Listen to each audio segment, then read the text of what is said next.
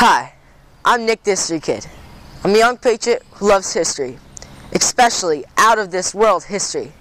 Today, I'm in Far Hills, New Jersey at the USGA Museum.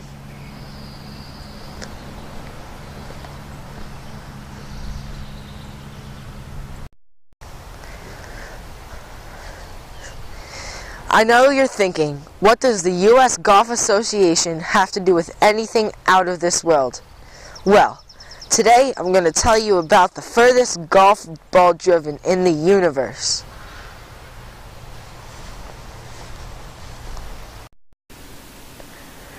This is not a story about Arnold Palmer or Tiger Woods. This is a true story about an astronaut. His name was Alan Shepard, and he lived from 1923 to 1998.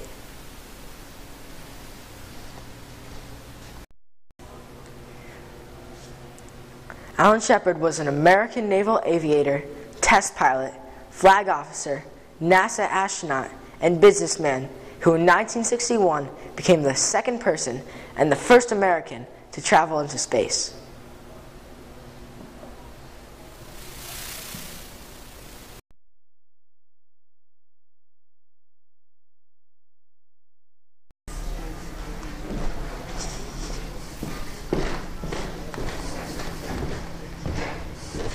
Ten years later, in 1971, Alan Shepard commanded the Apollo 14 mission, piloting the lander to the most accurate landing of the Apollo missions.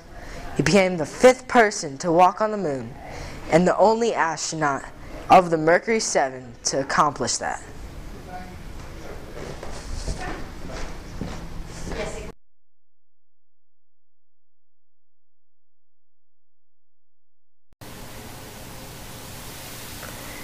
It was as commander of Apollo 14 that Alan Shepard made universal sports history.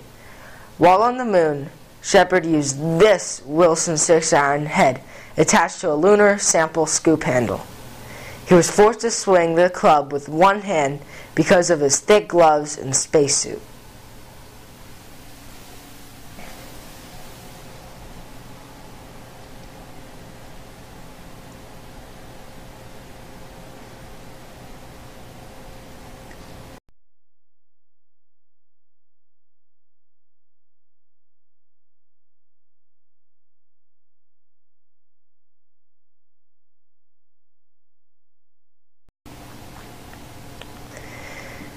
Before the flight, Shepard went to Houston to a country club and had a man jerry-rig a retractable instrument that could be used for rock and soil samples into a foldable 6-iron.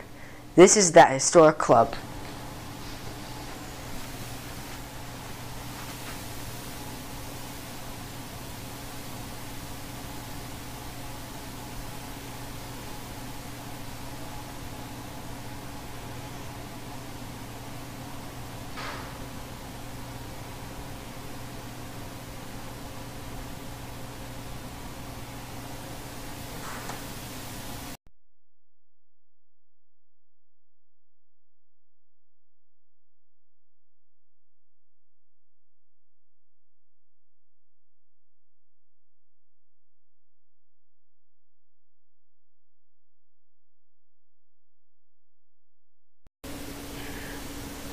He hit 2 balls on the moon.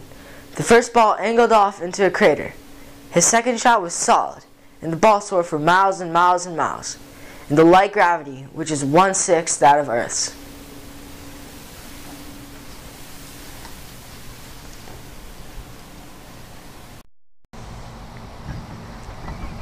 During a 1996 speech at the USGA, Alan recalled receiving a call about the Moon Club.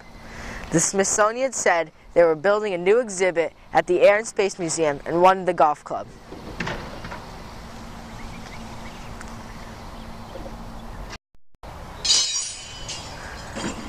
Shepard said that he was sorry, but he didn't have it. He gave it away. Their reply was, "Don't you know that it flew in a government spacecraft and it automatically becomes the property of the Smithsonian? This is where it's been since 1974. Now you could come here and see it for yourself."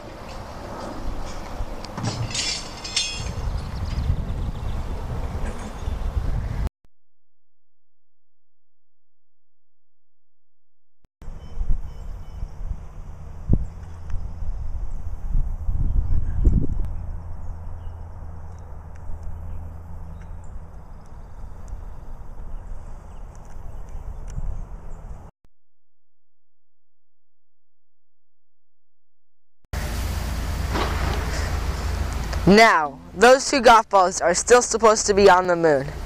I have a different theory on how far they traveled. I call it the force skip theory.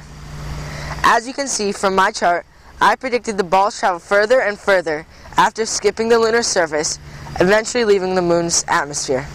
It's now been 43 years since that golf shot. I thought it would find its way back to Earth last year in 2013.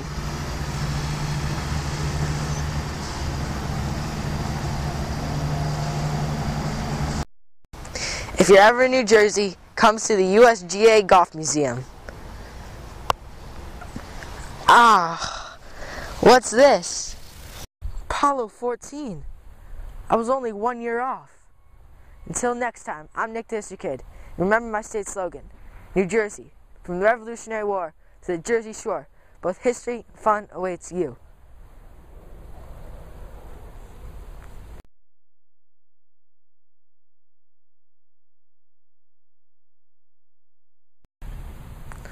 If you're ever in Far Hills, New Jersey, come see the USGA Golf Museum.